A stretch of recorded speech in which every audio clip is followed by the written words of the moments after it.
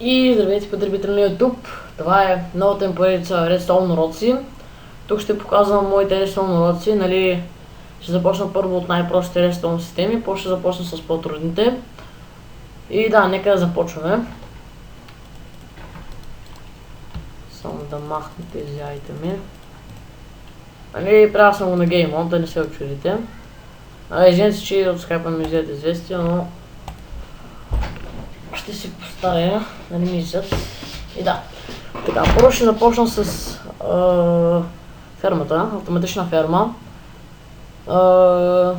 Първо ще ви покажа, нали, системата, за да я видите. Това е системата. Сега ще я пусна. Ще пусна фермата. И ето, искам бутона и цялата захарната стика, нали, пага. После видите, събирате си ги. И нали, после так си ги просявате. Нали, така е. И това е Redstone системата. Можете да си спете видеото и да я... И нали да си я направите на Game Mode, нали, за тези, които не са правили системи, Redstone, нали, автоматични ферми. Може да се спрете да си видят как съм я направил. Нали, той има и по други начини, но аз просто съм направил само в 3 пистана. И да, ако искате, може да направите с 50 пистана, но аз нарочно ги правя малки. И да. Така, сега ще нали, продължим с Redstone система, нали, с дропър. Нали, ето е системата, вие виждате. Сега ще ви кажа как действа. Значи, нали, стъпвате на почтата, задейства, нали, системата, тя тръгва, стига до каблсона генерира до дропъра и дропъра изстрелва стрели. Ето, вие виждате само, ето е стрелата, чакай, че я взех. Ето изстрелва, ето е точно червеното блокче. Нали, вътре съм набухал всичко с стрели, ето, вие се виждате. И да, нали, доста са полезни тези работи, нали, може да си правите дори и капани. Макар че ще започна и такава поредица. И да, следващото е за пистани и стики пистан. Това мисля, че беше, да, това е стики пистан. Стики пистан, нали, когато, нали, примерно, тук да кажем имате Redstone. И примерно, плочата стъпвате и стики пистана. Нали, когато, вие знаете защо се нарича стики, защото има лепкаво върху пистана и като такова, като сложите някакъв айтем върху пистана или до пистана, нали, зависи каква система правите, той, нали, когато извършва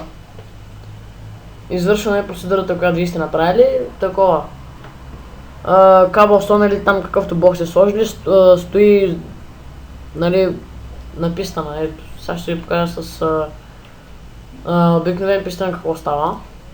Само че го направя от другата страна. Ето. Стики пистана си остава, нали, боксчета така както... Нали, той няма стики това като на стики пистан. И да, сванахте. Така, сега ще преминем, нали, към автоматични, нали, когато искате, примерно, да не отивате тук до вратата, да се отваряте така или... Каквото, нали, примерно сте сложили тук или така врата или ферма или какво там сте сложили. С всяка врата става, дори с фенсгейт пак става. Просто аз ще ви покажа само с врата. Нали, стъпвате си, може дори да си го направите и Redstone да ви идва от тука.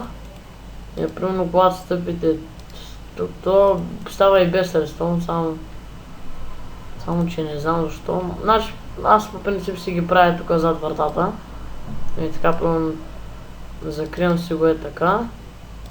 Правя така, после от тук така и, нали, там си го закривам и като стъпя тук. Въпреки че вратата трябва да се отвори, но нещо е бъгнала система.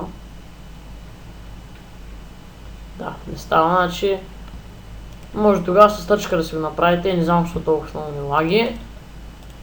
Почвам да се нервя. Сега ще направя, може и от тук пак да си го направите, ама сега ще пробвам от тук. И това сега се чупи, сега тук.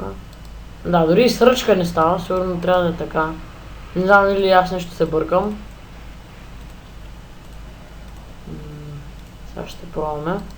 Не, тук става, значи мисля, че рестона трябва да е тук, сега това да. Значи така, аз в принцип си ги правя, нали, както ви казах аз.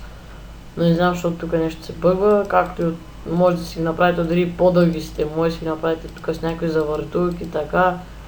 И пак ще остават, писал дори да си направите и така. Мърдата пак ще отваря, тоест не така ми. И тук така трябва да видите, това е се. Защото представете на почта и от тук минава рестон и от тук минава, защото като от тук мине, енергията отива към това.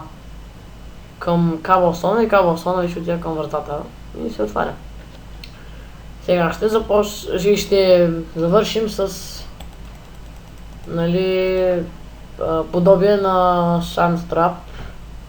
Нали, виждате сега, това е системата. Нали, Redstone репитъра, нали,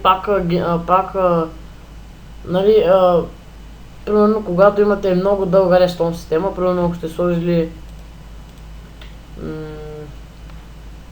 толкова с Redstone система, толкова, нали, Redstone сложили, нали, ако правите такива някакви завъртурки и така, нали, някаква дълга система, трябва да имате Redstone репитър между, примерно ако имате така 3 блока, трябва между тия два да има един репитър и така, защото ако тук ви идва ръчката, и сега ще сложа тук една, и примерно тук ще сложа един пистън.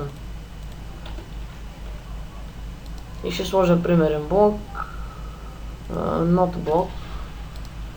И ще ви покажа, и от тук също може да сложите още един. И можете дори от тук, нали, ако искате, но аз задължително си ги слагам. И нека да видим дали ще се проработи. Значи, сега ще пробвам без това. Не знам защо нещо Minecraft не ми е бъгъв, нещо системите. Не ми се получават. Опа, сложил съм. Да, погрешно съм сложил репитъра. Ето вижте сега стана. Само че... Да, мисля, че ноте блока не може да се мести. Зато ще покажа с Cobblestone. Да, ето стана. Чакайте само да изключа системата, ето така. И ето. Както виждате, работи си нормално. Дори тук, ако искате, може да си направите трап, както аз и сега ще ви покажа, нали, системата, която аз съм направил. Нали, направих само такива, нали, на стартови системи, нали, които пълно ако влезете в сърва, да си знаете пълно да ми правите капани и да. Да, сега ще ви покажа, нали, от тук. Сега ще стъпа на почта и ще видите какво ще стане. Така. Пада пясък. Пада пясък. Пада пясък. Пада пясък. Пясък. Пясък. Пясък. И вече пясък няма. И нали, както виждате, ако, нали, имате доста малка стена, когато имате система, направо блоковете минават през стената. Ето дори един кабелстон е избутан. И да, това беше Redstone уроци, епизод първи. Мисля после да направя втори епизод. Нали, ако не ме домързи, както казах в миналия клип. И надявам се да ви е харесал, макар че доста малко неща съм направил. И да, това беше от мен и чао!